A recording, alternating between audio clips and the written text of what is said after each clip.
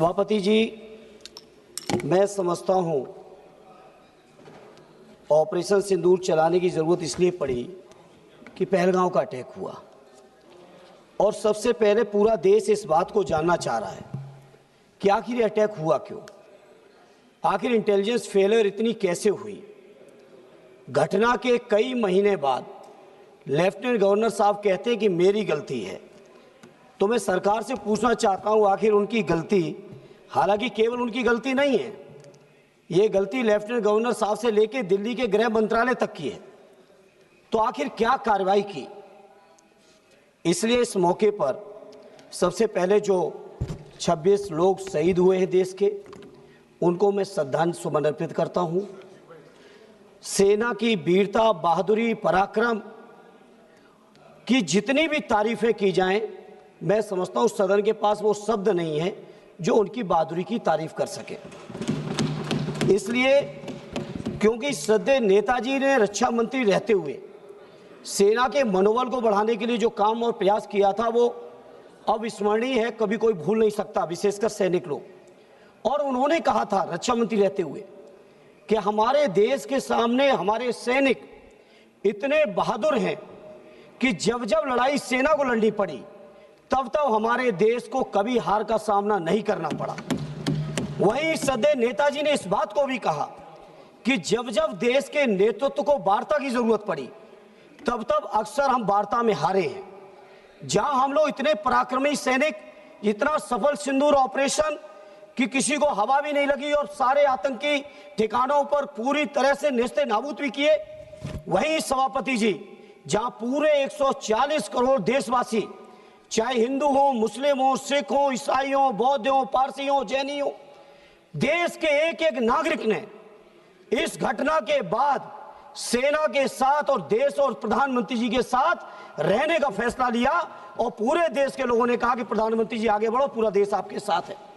जहां पूरे देश की इतनी बड़ी ताकत साथ में हो, जहां इतनी बहादुर और पराक्रमी सेना हो, वहां पे सेना की जीत को, सेना के जो ऑपरेशन सफल हुआ, उस ऑपरेशन सफल को किस तरह से एक दूसरे देश के बैठे हुए राष्ट्रपति, अमेरिका के राष्ट्रपति दावा करते हैं कि हमने व्यापार के दबाव में ऑपरेशन ये सीज फायर करा दिया है।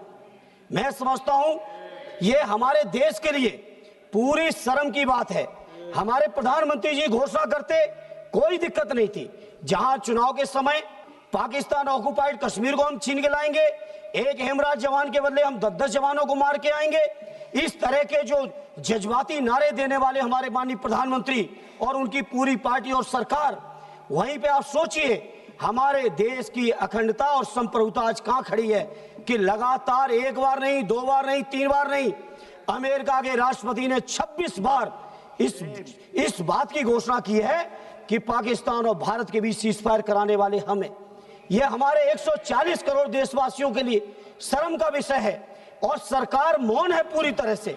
वैसे तो लंबे भाषण मारे, एक भी सरकार की तरफ से एक भी व्यक्ति, माननीय प्रधानमंत्री जी से लेके उनके मंत्री और उनके पार्टी के लोगों तक, उनके सरकार के किसी अधिकारी ने आज तक उनके अमेरिका के राष्ट्रपति को कंडम नहीं किया है। इसलिए मैं इस मंच से इस मौके पर कहना चाहता हूं, पार्लियामेंट में कहना चाहता हूं, पूरा देश आपके साथ खड़ा है, पूरा देश आपके साथ खड़ा है। आप क्यों नहीं कंडम करते हो। और दूसरा माननीय सभापति जी, आज मैं सत्ता पक्ष के लोगों का भाषण सुन रहा था, सत्ता पक्ष के लोगों का आज मैं भाषण सुना, इस तरह की बातें कर रहे हैं जैसे विपक्ष के लोगों ने समर्थन न दिया हो। पहलगांव की घटना के पहले दिन से पूरा का पूरा विपक्ष, हमारे नेता आदरणीय अखिलेश यादव जी, कांग्रेस पार्टी के लीडर अपोजिशन राहुल जी से लेके पूरा विपक्ष, और विपक्ष ही नहीं पूरे देश का जनमानस जब साथ खड़ा हो तो आज ऐसे भाषण दे रहे हो कि जैसे केवल सत्ता पक्ष के लोगों ने युद्ध जीत लिया हो। यह युद्ध भारत की देश की सेना ने जीता है। यह युद्ध हमारे 140 करोड़ लोगों की जो ताकत है उस ताकत ने जीता है। इसलिए सभापति जी, सदन में खड़े होकर कहना चाहता हूं, किसी को यह अधिकार नहीं है, हमारे देश का जो नागरिक नहीं है, हमारे देश के जो लोग नहीं है, चाहे वो अमेरिका हो या दुनिया का कोई भी देश हो, किसी को यह अधिकार नहीं है वो ये बात बात कहे कि भारत का समझौता हमने कराया है।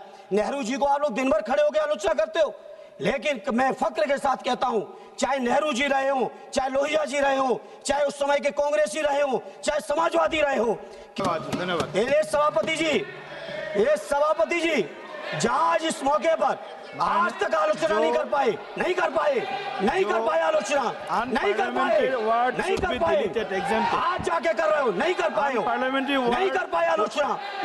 अमेरिका के राष्ट्रपति की आलोचना अभी तक नहीं कर पाए हो, हम लोग वो लोग हैं अध्यक्ष जी, हम समाजवादी लोग हैं। नेताजी के समय पर रक्षा मंत्री के कार्यकाल में चीन 1 किलोमीटर घुसा था, 4 किलोमीटर घुसने का काम समाजवादियों ने करके दिखाया था। समाजवादी लोग घबराने वाले नहीं है, पूरा देश आपके साथ है, क्यों नहीं जवाब दे रहे हो? माननीय सदस्य साथ है।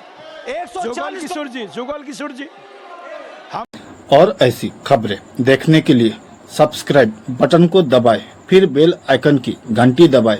अपना भारत को बचाने के लिए बहुत जरूरी है। हर खबर को शेयर करें, लाइक करें, कमेंट जरूर करें। शुक्रिया।